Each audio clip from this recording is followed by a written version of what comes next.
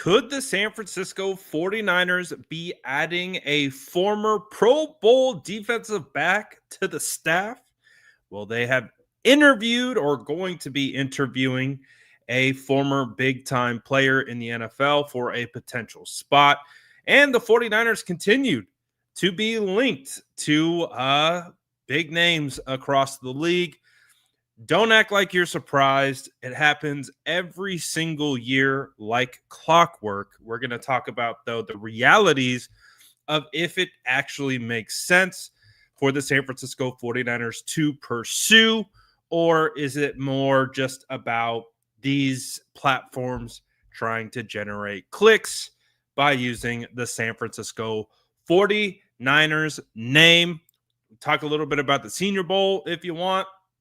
I want to talk a little bit about the Pro Bowl as well. And then eventually, maybe, just maybe, we talk about the Super Bowl. I don't know. We'll see. But before we get into all of that, you guys already know what to do. Drop an SDS in the chat. Smash that like button. And let's get into it all right now.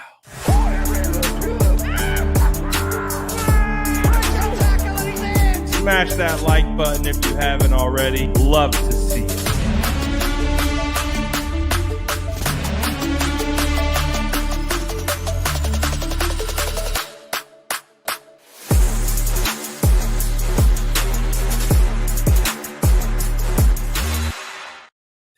All right, what is going down, gang?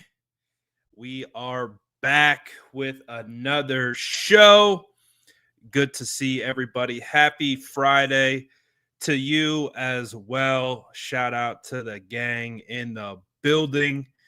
Got some stuff to talk about. Veronica's loving the intro. You love to see it. The San Francisco 49ers linked to a bunch of different things. But let's talk about the Pro Bowl really quickly. Are we vibing on the Pro Bowl? I mean, it was cool to see George Kittle and Nick Bosa speed walking and Kyle Juszczyk and Fred Warner doing trivia stuff, but not gonna lie, it was a tough watch. I'm like, man, it's cool, it's cool seeing all the superstars together and in one spot, and man, how far from grace they have fallen. I felt I don't want to say embarrassed, but it was just because I get it. It's a twofold problem, right? No one wants to go out and risk injury. No one wants to go out there and potentially tear an ACL or rupture an Achilles in a meaningless exhibition game. So I get it. I understand it.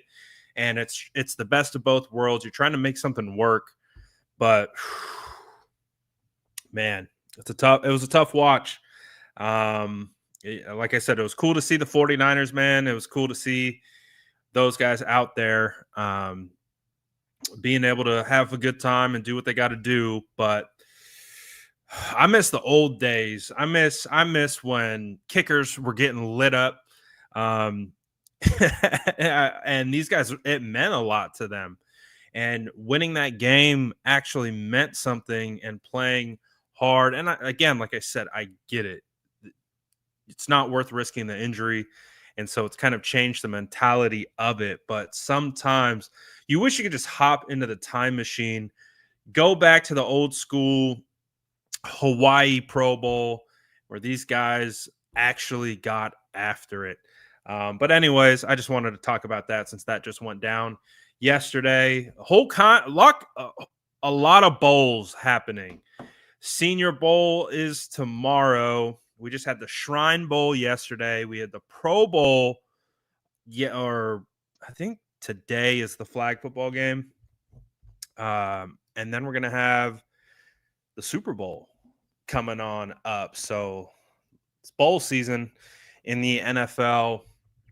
But before we get into any of that stuff, let's talk about some of the moves or potential moves that have been going down today. So this one to me was the most interesting one about DeAngelo Hall. So if you guys know and you've paid attention to the league for a while, DeAngelo Hall was a stud back in his day. Now I know a lot of people remember him from one of the most goated moments in Hard Knocks history against DeAndre Hopkins, the I Fear God um, segment, which again, as someone who, I don't admit it too often here, but DeAndre Hopkins has been one of my favorite players in the league for a long time. Yeah, I wouldn't say so much anymore, but he was a draft crush of mine. He was a guy that I was banging the table that was going to be a phenomenal wide receiver. I thought he was better than Sammy Watkins, which wasn't a popular take at the time. So I was pretty bullish on my guy, DeAndre Hopkins. So I was a big DeAndre Hopkins fan. But DeAngelo Hall, I know he's remembered recently by that, but man, back in the day, DeAngelo Hall was cooking. He played in the league for a long time, long time, 3-time Pro Bowler, and he has experience with Kyle Shanahan, actually playing for Kyle Shanahan with the Washington Redskins at the time. Oh yeah, Friday's Flomentum Friday, baby. We going Flomentum Friday today. Today's my off day for the Senior Bowl, so no practice today, nothing really, and then we're gonna have the game tomorrow. So I'll be here for the game. But yeah, we're going Flomentum Friday today. But anyways, the 49ers are expected to be interviewing with DeAngelo Hall for their defensive backs coaching position, which I like. I do. I really like it. I'm a big fan of former players being coaches. Now, I also will admit that not every former player can be a coach. I think because you have to have a certain level of awareness. Sometimes what makes players so great is they're just so focused on what they're doing. They're so focused on what they need to do to be great within their own way. And they try to apply that to everyone else. The thing about coaching is not everyone's the same, and not everyone learns the same way. Not everyone's motivated the same way. Not everyone, learns the same way, all of those things. So one of the things about being a good coach is you have to be able to adjust to each individual player and coach it in a certain way that sometimes might not hit for everyone. And so I think sometimes that's why players have a hard time, is because they think like, this is how I did it. Why can't you do it that way? And I think if you have a kind of more, I guess, flexible approach, I think that's what makes you a really good coach. So DeAngelo Hall, he was a assistant coach for the Carolina Panthers the past 2 seasons. Sounds like they parted ways, but sounds like he's going to have an opportunity to coach with the San Francisco 49ers under Robert Saleh. So that's cool, right? Because he's going to join KJ Wright. It was really cool watching KJ Wright all week.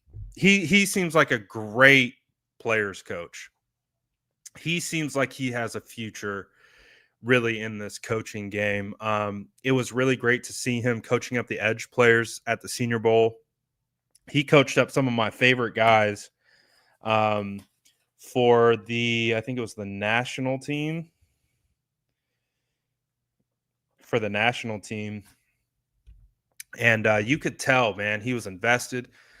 He was having a great time. The energy was up. So really liked watching KJ Wright, since we're on the topic of coaching. And so like when you get the right player in the right situation, you'll be great coaches. So DeAngelo Hall, I think, is an interesting prospect as a coach. He's got the resume. He's got all of that stuff. He's got the reputation. He's the kind of guy, he can pull up his old film and be like, "This is how it's supposed to be done," and that's kind of cool. I think as a player to be able to do that for your DBs, and so I like the idea of it. I do for sure. We'll see if it actually goes down. But DeAngelo Hall on the 49ers coaching staff, honestly, I mean, I don't mind it. I don't mind it. Jeremy Fowler today, he had linked the 49ers to, I don't know how to say his first name, but this New York Jets linebacker, Sherwood, Jamien.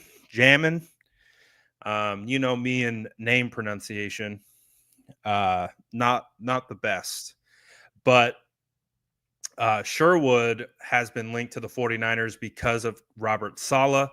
He's going to be a free agent. And from everything that I've kind of like read up on this guy, I haven't watched too much of him, but logging 154 tackles last year, that's pretty impressive. Jamien, bro, I try to sound it out. My brain doesn't, my ADHD brain will not, it doesn't click. It just doesn't work.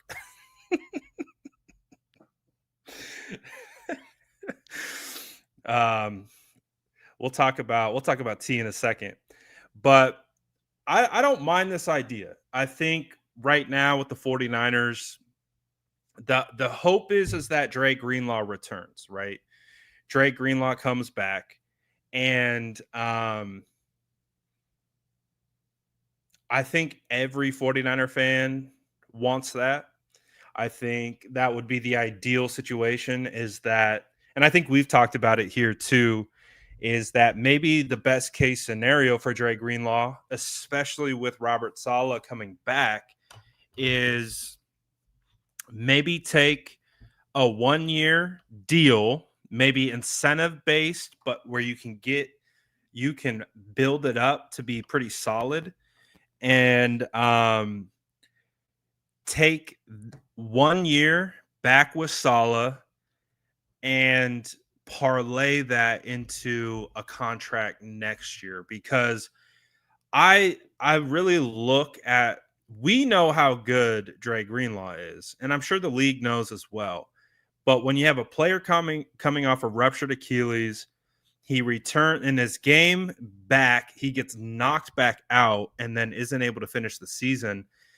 I just feel like that might cause a bit of pause for teams across the league to be able to offer him a big time contract. Now, you might get a D'Amico Ryans who knows Dre like all the way and is like, you know what?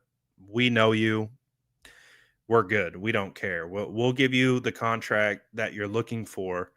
But that kind of feels like that only place where that could happen. Other than that, I would assume most GMs will be a little hesitant to give Dre Greenlaw a big time contract. So maybe he hits the open market, he looks around, talks with some teams, understands that it's not going to be life-changing money, and then he's like, well, if I can come back to the 49ers under Robert Saleh and I can stay healthy and put together a complete season and then leverage that into a big time contract, maybe that's the most ideal situation. We'll see. But if that doesn't work, I like this idea, or even the addition with Dre Greenlaw potentially. Sherwood seems like a pretty solid player. Danny says, Brad, what do you think about the T. Higgins rumor? I think the T. Higgins rumors are kind of funny to me. Just because it's like the buzz at the Senior Bowl is T. Higgins. and the 49ers are going to pursue T. Higgins. That's a phenomenal story because the 49ers just paid Brandon Ayuk massive money, $30 million per year on average. You got Deebo Samuel sitting about 23. And I mean, his contract is going to be extremely difficult to get out of. And I don't know if the 49ers will be able to. George Kittle needs to get paid. Like, come on. Like, we're going to talk about T. Higgins getting $28 million, and then what are we going to do? Trade George Kittle? George Kittle needs to get paid, man. Like, let's not bury the lead here. Like, you know how pissed George would be? You'd be like, are you kidding? You guys, like, respect to T. T's a phenomenal player. T's one of my favorite players. I love T. Higgins. I love T. Higgins coming out of Clemson. I have, like, when I was just talking about earlier about DeAndre Hopkins, I love Clemson wide receivers. I don't know why. I love Clemson wide receivers. Martavis Bryant. I love Clemson wide receivers. T. Higgins, Clemson wide receiver. Big fan of his. One of my favorite players in the league as a wide receiver. Doesn't make sense to me. It doesn't make sense to me It doesn't make sense to me. It just really doesn't. You have Brandon Ayuk. I get it. He's coming off a pretty serious knee injury. But I'm very hopeful that BA is going to be back and he's going to be fine. And he's going to get back to his wide receiver one ways. We already saw Juwan Jennings have a complete explosion. He even proved he could play X. So what do you like? T. Higgins is like a souped up Juwan Jennings. Like, I get it, but it's like you could go out and get T. Higgins for $28 million, but we do have T. Higgins at home. Like, we have a version of T. Higgins that has probably should have been 1,000-yard wide receiver last year if he didn't get ejected for blocking too hard. So when I look at it, I'm all for adding a wide receiver. Absolutely. Like, if we go into free agency and we find someone that we like, yeah, I'm down. I'm fine with that. But at 28 to like 30 million after you just invested a first round draft pick into Ricky Pearsall, why did we draft Ricky Pearsall? Is that just a waste of did we just throw a first round draft pick out the window? That could have been Cooper DeJean. That could have been Zach Frazier. That could have been, we could have played the woulda, coulda, shoulda game all day with who could have got picked in the first round.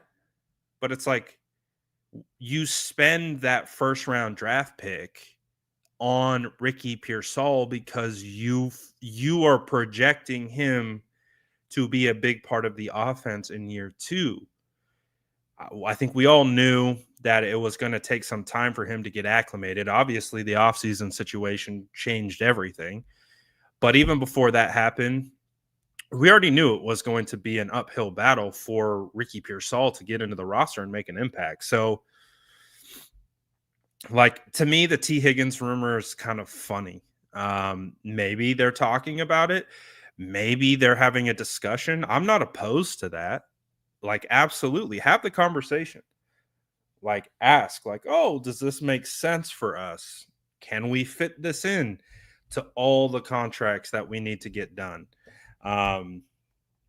And while we also add 2 interior defensive tackles, 2 additional linebackers, 2 additional safeties, 4 additional corners, more running backs. Like, I mean, normally I'm all for the Madden style moves, but to me, it's just so random. It's so random that we're talking about T. Higgins as a potential option for the 49ers. And I love T. Higgins. It just doesn't make sense to me. So Like I said, we got T. Higgins at home. We got Jawan Jennings. He might not be at the same level as T. Higgins, but he's pretty good. He proved he could be good. He proved he can be effective.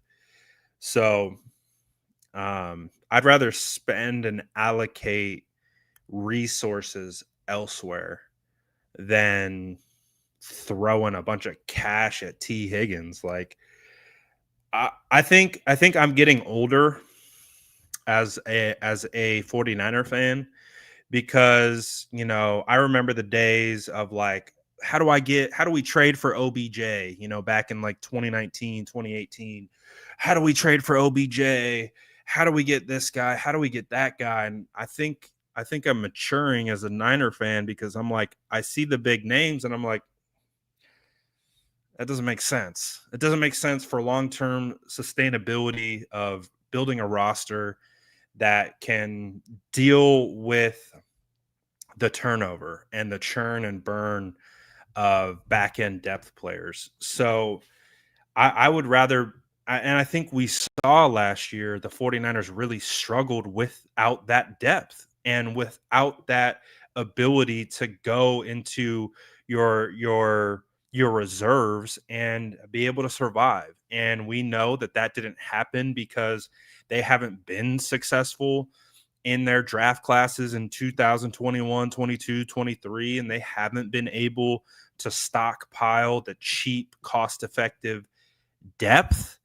And so as a result, they're top heavy as a roster, really, really, really, really good high end, top end talent.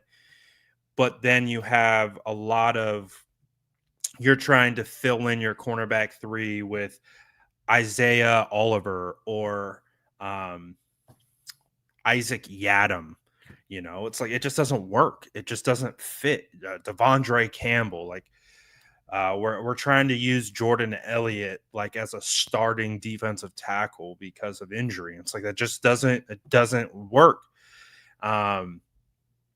So I'm definitely of the mindset now where I would love to really focus on the draft, focus on making sure that we can build sustainably, especially with the thought process of that we're going to pay Brock Purdy. Now, obviously, that's a whole nother conversation. But the idea is you pay Brock, potentially extend Kittle, make some other extensions that maybe we aren't even thinking about, and then get one or two plug and play starting free agents, a Drew Dahlman at center, a Sherwood at linebacker, get a couple guys that you just plug right into these spots and then go draft. Go draft. This isn't going to be a top end draft. This is a depth draft. This is a lunch pail draft, I think. I think last draft had a lot of high end players. This draft has a lot of guys that are just going to be solid pros, right? Just good quality players. So this is the opportunity, I think, to go there. Justin says, I love Luther Burden. So for me, rather than paying for Higgins, draft Burden, he could be elite. And that, again, that's another option. If you're really dead set on adding another weapon, you could do it through the draft again. Again, I don't personally like the idea of the 49ers looking to the draft for an impact wide receiver just because we've seen the history of wide receivers under Kyle Shanahan and just how difficult it is for them to get on the field. But at the same time, I'm sure there's other stuff. So Michael says, Brad, do you think Fred restructure is good news for Greenlaw? First of all, Fred hasn't restructured his contract. And second of all, he restructured his contract last year. So is he going to restructure it again 2 years in a row? These two rumors have came from the same account, by the way. So does it make sense? Sure. I guess. But again, I'm not a cap expert. I know he restructured last March. Is he going to restructure again? I don't know. What does that mean? Are you just kicking the can? Like what how does that work?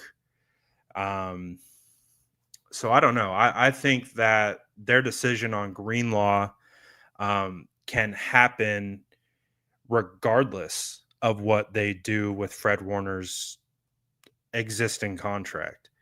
Um, so, because like I said, I don't think necessarily that Dre Greenlaw's contract is going to be some crazy contract. It's a challenge to pay someone coming off a severe injury as he did, and so I still think they could get it done regardless. And as we know, if they extend Kittle, I think his current cap hit is 20 million plus.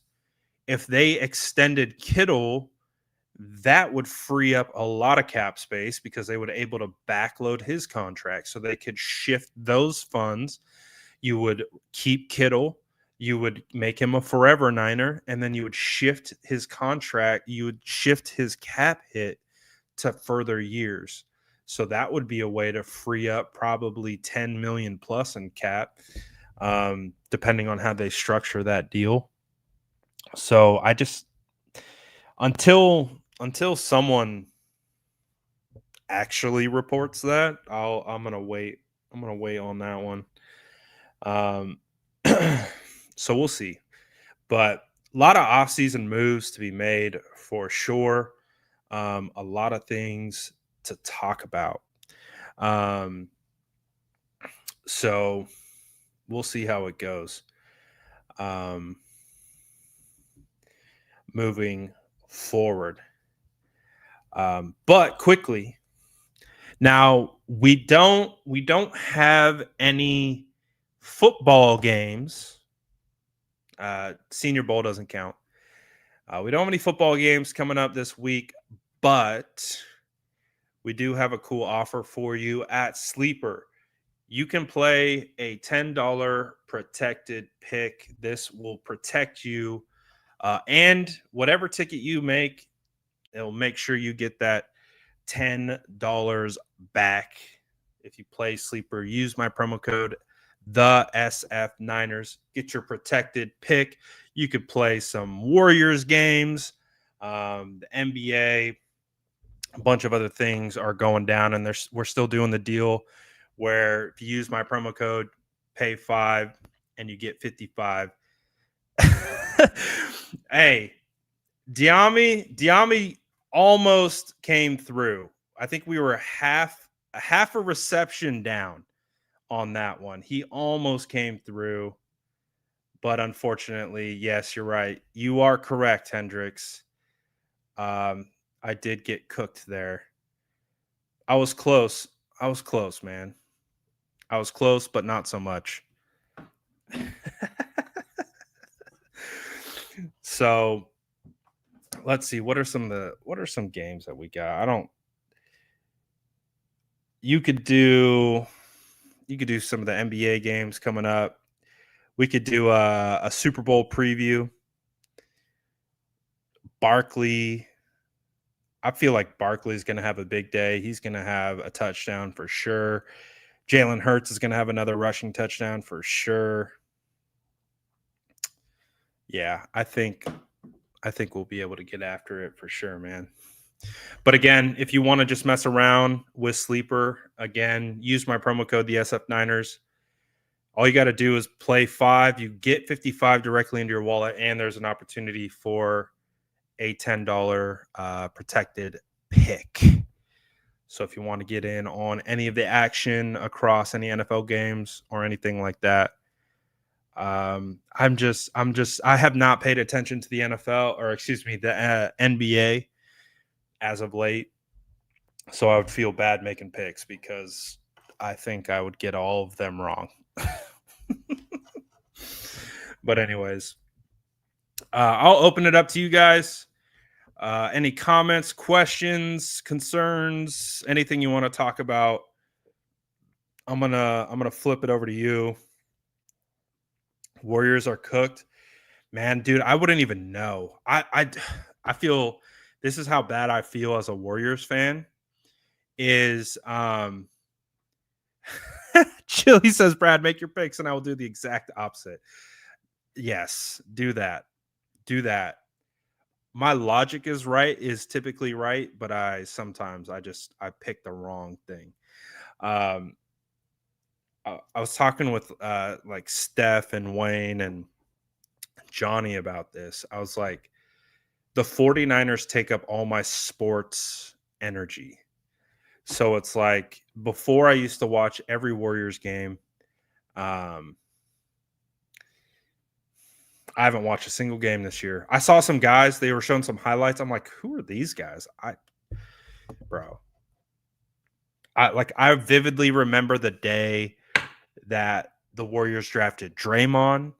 I remember where it was when they drafted Klay Thompson, when they drafted Steph Curry, but it's so different now. It's so different now.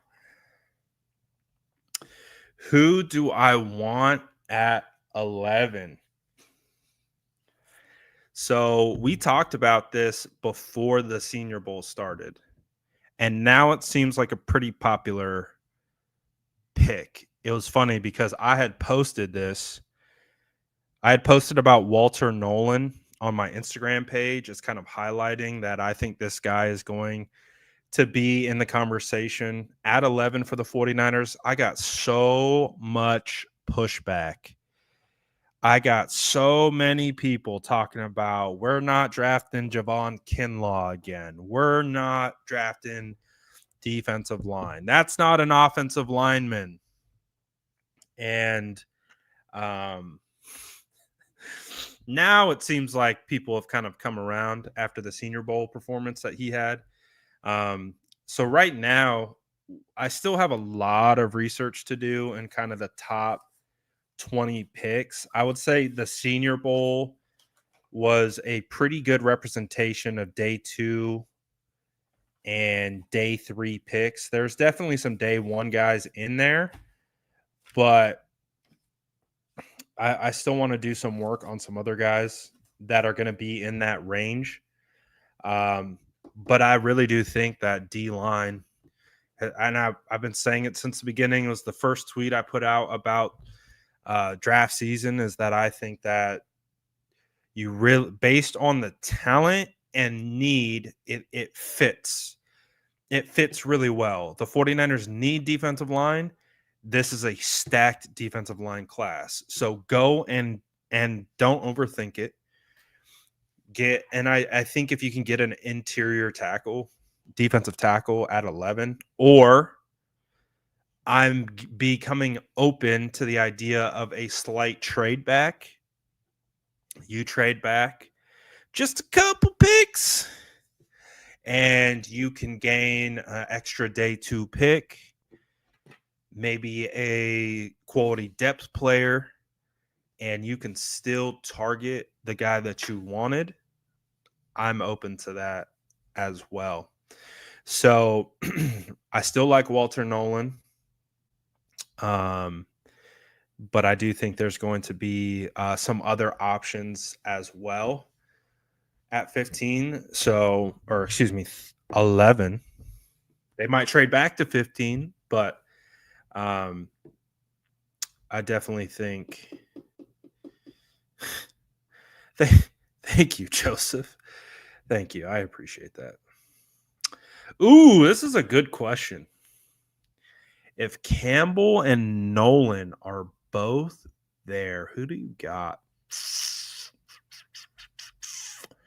I think I might go Campbell. I think in that, because like I said, this D-line class is stacked. So you could draft Campbell to either be tackle or guard. He can play both. So you could draft him to be either or. And then you could then draft a defensive lineman at the top of the second, or you could get creative and trade up into the back of the first between 25, in that 32 range, and potentially get a defensive tackle that's sliding because there are so many defensive line prospects. And you could stack O-line, D-line in the first round. That could be an option. Campbell, I think Campbell is, again, as I've stated from the very beginning, I think he's the best offensive lineman in this class.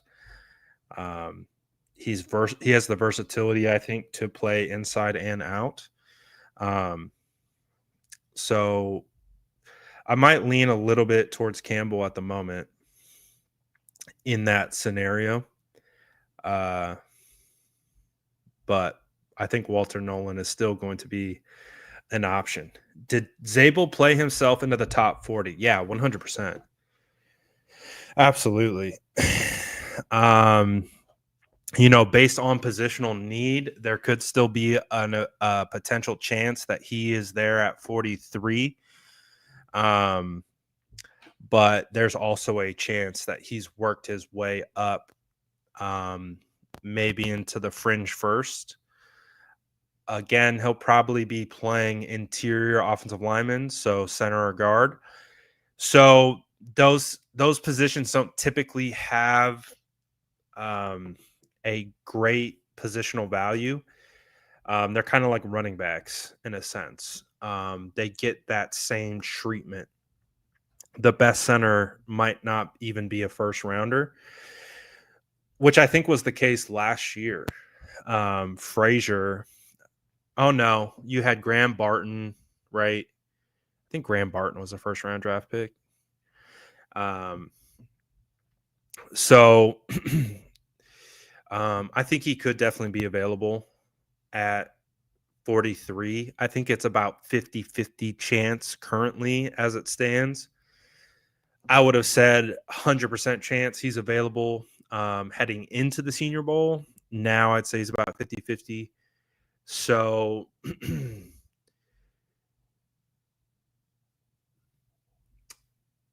we'll see, man. Zabel was nice. Zabel was as advertised this week, and it was immediate. Like, you could see it right away. He just plays. He played a little bit differently than everyone else, and which is pretty special considering the fact that he's a FCS player. And he came out and he showed out. So, yeah, Zabel, 50-50 chance.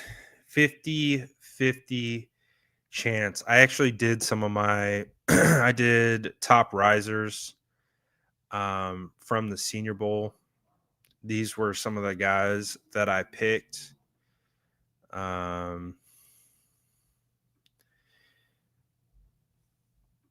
I picked Mike Green, David Walker out of Central Arkansas, Darius Alexander out of Toledo, Aeneas Peebles, Femi Oladejo, Gray Zabel, like we just talked about, he was on there.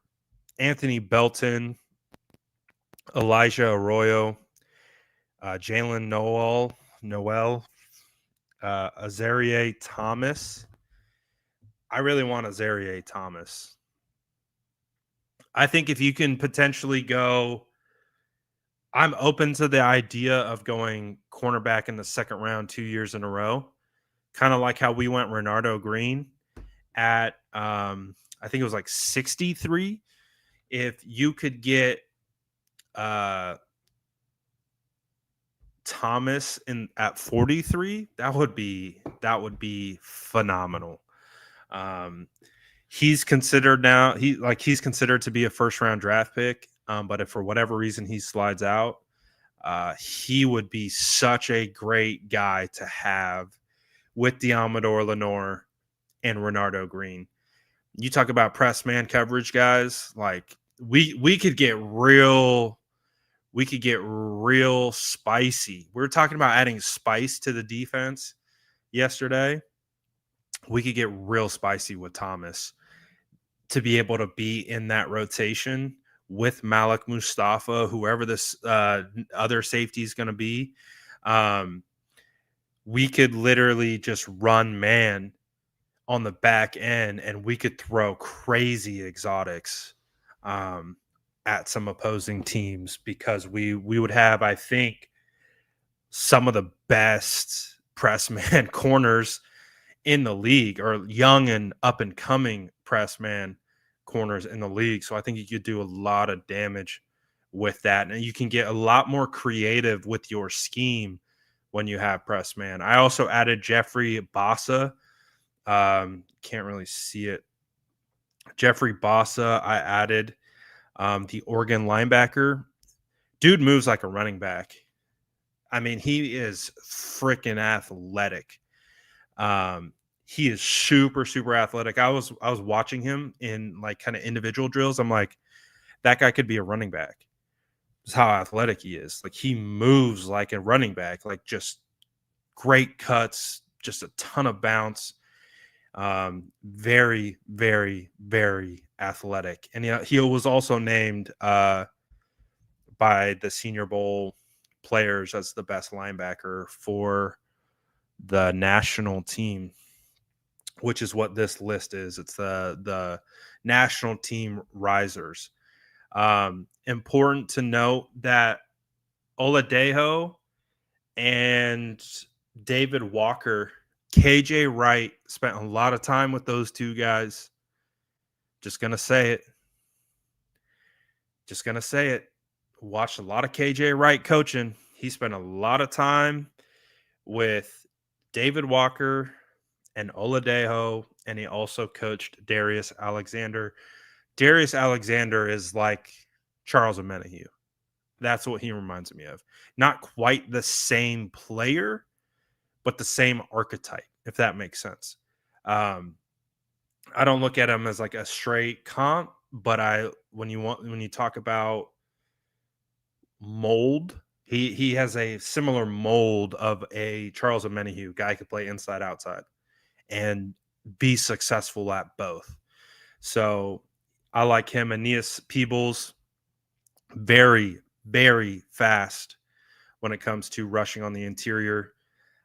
Elijah Arroyo just went crazy this last week. His route running is phenomenal. I got Walter Nolan on the list. We already talked about him. Omar Norman Lott, I really like. I really like Omar Norman Lott as maybe a day 2 defensive tackle, like a third rounder potentially. I really like TJ Sanders. TJ Sanders, if he's like an available at a 43, like if you go somewhere else, you don't go defensive tackle at 11. TJ Sanders at 43 feels like it would be a win. Shamar Stewart will be an interesting one. He's considered to be a top 15 pick right now after his performance at the Senior Bowl. So we'll see about that. Jackson Slater, Sac State. Really liked Jackson Slater. I think he's a potential day 2 guy, maybe a mid to late third round draft pick. Could be a 4th round draft pick. But if you want to target center specific later on in the draft, Jackson Slater might be that guy. I liked Emory Jones. I think both the LSU, there's 3 LSU linemen, but it was Emory Jones and I think it was Leslie Frazier. I don't know if it's Leslie, but Frazier, I think both made some money. Jackson Hawes was the most 49ers tight end at the Senior Bowl.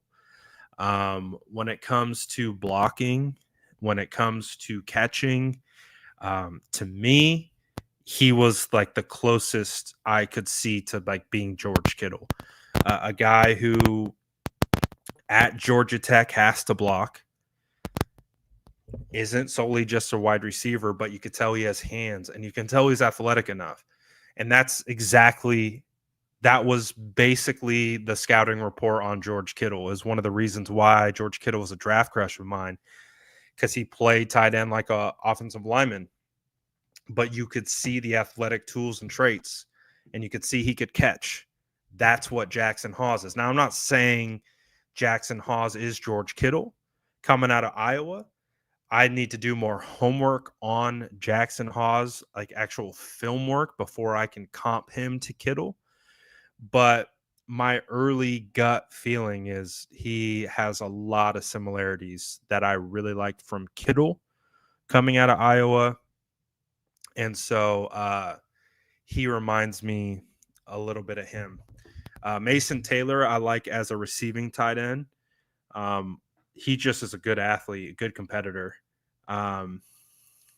So I like him. Arian Smith, no idea who he was this week, but I thought he made. I mean, I'm not going to sit here and say I watched the skill positions religiously because I was watching the trenches, but I felt like anytime I looked up, I saw him making some plays. So he was a riser for me.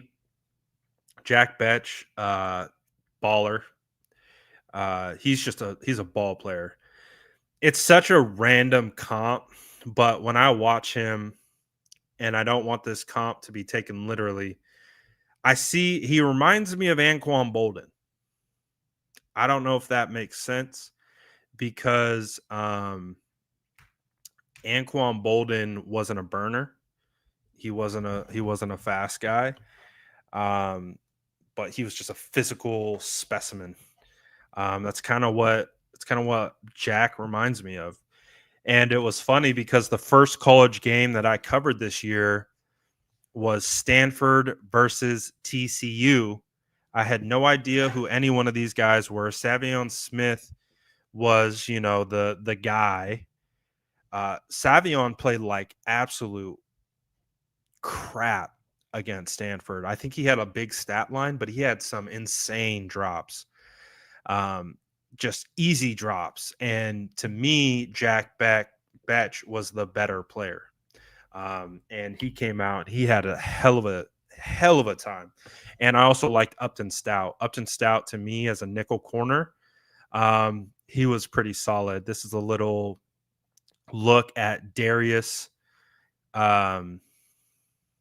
Alexander out of Toledo. You can just see the power. He's fast enough. He's quick enough. He's got moves. So he has a potential to be a problem at the next level. This is David Walker. This was the one where KJ Wright chased him around the corner. My guy Jackson Slater getting to second level, getting to the linebacker. This is Elijah Arroyo, just again, phenomenal route runner. Had these guys in an absolute blender all week. He was great. He won, I think, tight end of the week for his team. So he was a baller. I thought Anthony Belton made some money. Here he is pancaking Landon Jackson. This is the Mike Green hit. Oh, sorry, I almost missed your super chat. Hear about Green.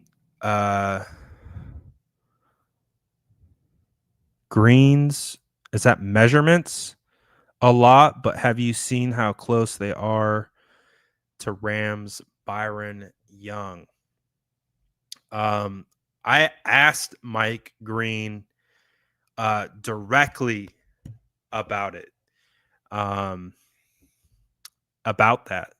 being nitpicked for his measurements, and he actually didn't shy away from it. He was like, you know what, I have. He said everyone has deficiencies. I have deficiencies. My arm length is what it is, but that doesn't mean I can't play football, and that doesn't mean I can't win how I win. And that's exactly the mentality that you have to have. And it's again like, yes, you want to have the Alden Smith arms, and I just, for whatever reason, around this time of the year, arm length always is a part of the conversation. And for me, it only becomes a conversation when it shows up on film. If I don't notice it and I don't see it on film, then I don't care, because Rashawn Slater has 33-inch arms. He's an all-pro. people told me all day, left and right, oh, Jackson Slater, short arms, can't play tackle. Like, I don't care. I don't care. You can either play or you can't. You either can play. Like, one of the standouts at center this week was 5'10". You can either play or you can't. Like, really, that's what it comes down to.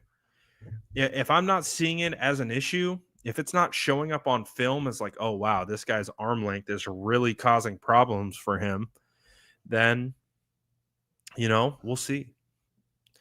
We'll see. I don't know about Mike Green at 11, but he's definitely got himself into that first round lock. That's for sure. Chili says, how do you find college prospects film? Well, there's multiple ways to do it. I would say the easiest way to do it is go to YouTube, and you could obviously, for offensive and defensive line, you can type in Alabama O-line verse, and people will pull clips of every rep of the offensive line. So, you can do that for O-line, you can do that for D-line. I have all 22. I have a couple all 22 sources where I get my film from. But yeah, there's multiple ways that you can go about it. Aeneas Peebles. This is against Gray Zabel. You could just see how the spin got him in a blender. Aeneas isn't the biggest, but he moves exceptionally well, and his motor is insane. I like him. He's intriguing to me. This is Thomas. Again, you just see one-handed interception sticking right into the hip pocket. And this is Noel against Thomas. I thought Thomas was in good coverage. He just turned his head the wrong way. But other than that, he was right where he needed to be. So he flipped his head around and got him in trouble. But other than that, he was in a good spot. This is Omar Norman Lott. Again, DJ Jones type. This is my guy. Again, I can't wait to watch his film because I can already tell that I'm going to come away loving it because I'm of the impression I'm going to see a lot of blocking. Look at this blocking. And this is from Jack Kaiser, one of the better linebackers at the Senior Bowl. So I'm excited to get into his tape. This is a guy that I really want to look at. This is TJ. Why am I forgetting his last name? TJ Sanders. He is also a Charles Omenihu archetype. Shamar Stewart, just size and power.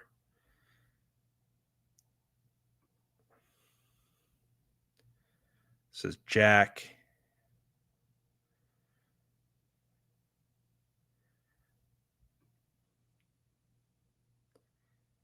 Gray Zabel's a dog. So I really like Gray. Walter Nolan wins so fast. It's not even insane, or it is insane how fast he wins.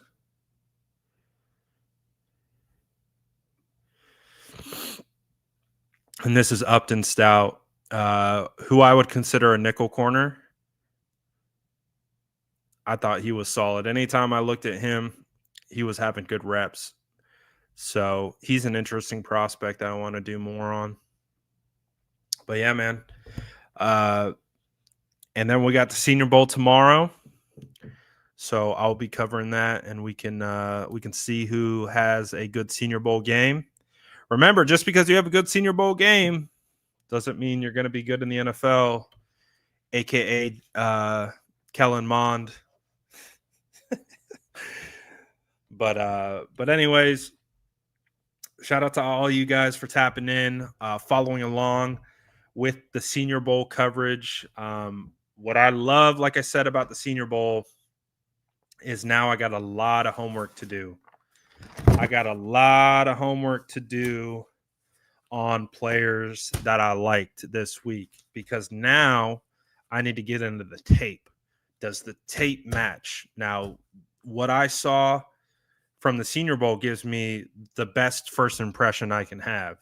So it really puts me in a strong place to be able to identify the guys that I think are going to be good on tape.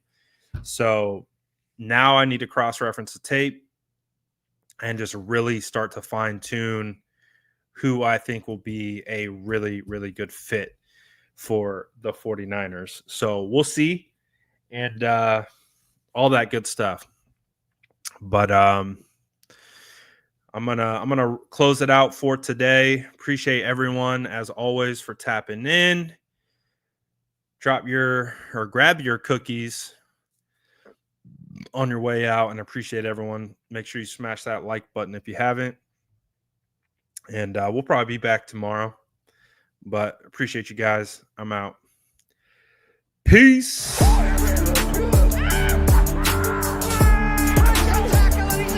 Smash that like button if you haven't already. Love to